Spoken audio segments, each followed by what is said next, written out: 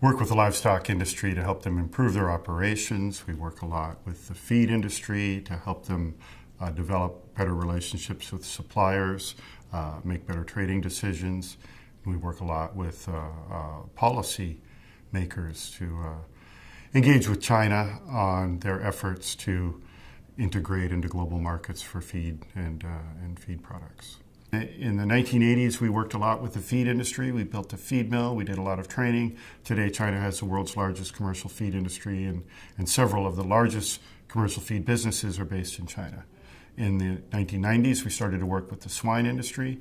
We've done a lot of technical assistance with the swine industry, and now China has a large, very modern swine industry. And again, roughly half the world's pork is produced in China.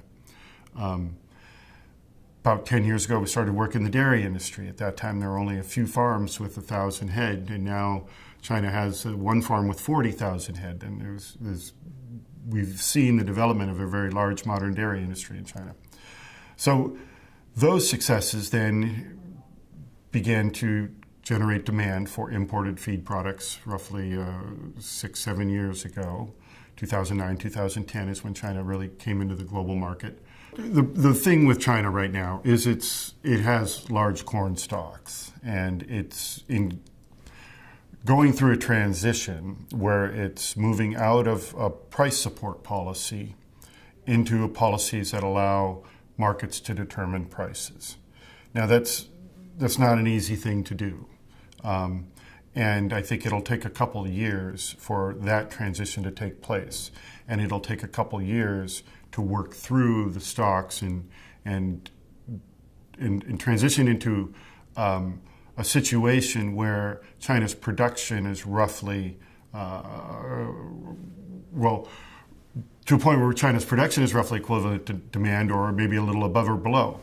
But what I do think will happen is that China will allow imports to come into regions of China where that are far away from corn production areas, and then find ways to use the corn either for ethanol. We hope we have ethanol promotion activities in China, or expanded feed industry, livestock industry up in those regions, and